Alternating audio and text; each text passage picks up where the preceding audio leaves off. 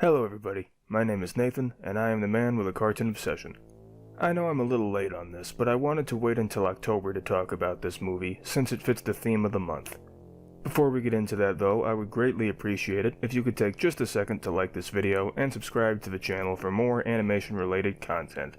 Now that I got all that out of the way, let's get into my movie review of Straight Outta Nowhere, Scooby-Doo meets Courage the Cowardly Dog.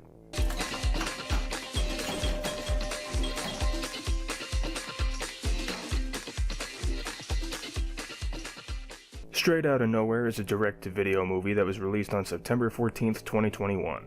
It's obviously a crossover between Scooby-Doo and Courage the Cowardly Dog, which is honestly a crossover that I'm surprised hasn't already been done up until now. Although this was allegedly planned to be the plot of an episode of Scooby-Doo and Guess Who, but we ended up getting this movie instead. I should also mention that the creator of Courage the Cowardly Dog, John R. Dilworth, was not involved with this project at all. Here's another fun fact. I've never made any dedicated Scooby-Doo videos before, but I have talked about it in various other videos. As for Courage the Cowardly Dog, I've made several videos pertaining to that show. In fact, I was planning on making a different Courage video this year until this movie was announced. That's okay though, I'll just save that idea for another time.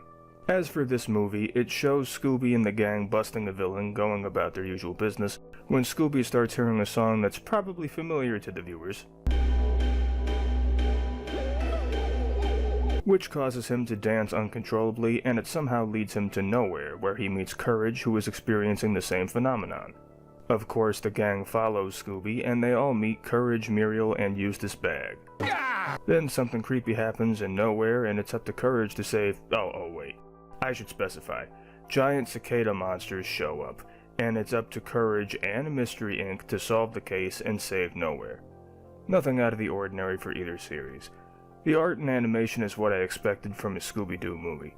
The Scooby-Doo characters look normal. They're in the same style as they have been in the movies for years. The Courage characters, however, look noticeably different. Not bad per se, but the new style takes some getting used to.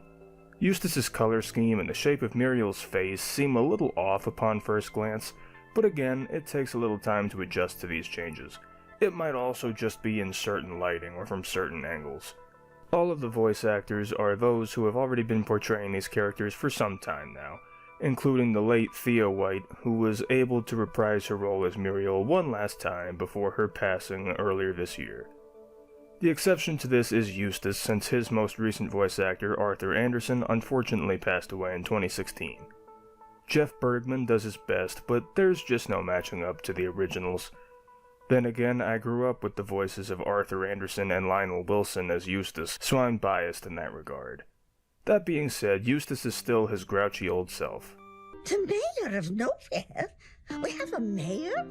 Oh, how lovely. Mayor Schmair, I didn't vote for him. All the characters are themselves for that matter. Plus, the two casts actually work together pretty well, especially the trio of Shaggy, Scooby, and Courage. They're all cowards who end up being the heroes, so they share a great group dynamic. Actually, there is one out-of-character moment that I wanted to bring up. Eustace raps, and I'm not huge on that. It doesn't fit his character in my opinion, and it feels like it was just tacked on for the sake of it. The rap itself isn't bad, but I would have rather it just been played over a chase scene or a montage rather than actually giving Eustace the number. The history of my income, it's a mystery where it came from. But the bottom line's a face like mine's worth a nooka-booka million in the bank, son. However, there are plenty of good jokes and gags that do feel like they belong in this movie. Does it feel like you're trapped in a strange room full of angry, weird furniture trying to eat you? Well, I'm afraid there is nothing I can do to help you.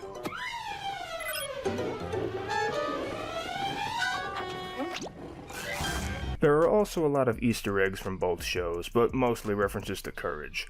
There are some minor inconsistencies, like how the mayor says he's too busy to take the gang to the museum, so he sends his butler to do it. However, the mayor ends up taking them there anyway. But there's nothing that really ruins the movie for me. I must say, this certainly is a Scooby-Doo movie. It follows the same formula, and it contains all the usual tropes, from Shaggy and Scooby, and Courage in this case, tricking the monster with disguises, to a chase scene involving everyone running through many different doors. We've seen these tropes time and time again. However, it's a formula that has worked for decades. Besides, I loved the whodunit reveal at the end. Plus, it was fun seeing Mystery Inc. in Nowhere and interacting with the Bag family. Not to mention, I like that there's a callback to the minor villain from the beginning of the movie. That breaks the formula a little bit. There's also a play on one of the tropes. Instead of Scooby snacks, Shaggy, Scooby, and Courage are bribed with Courage snacks. A lot of the tropes from Courage are featured here as well, such as Eustace pulling out the scary mask or Courage's way of explaining what's going on.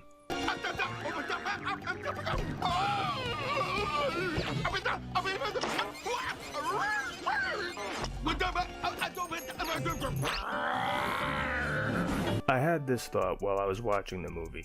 It is interesting for Courage, a show in which supernatural phenomena are real, to cross over with Scooby-Doo, a show in which any monster that appears is just someone in a costume.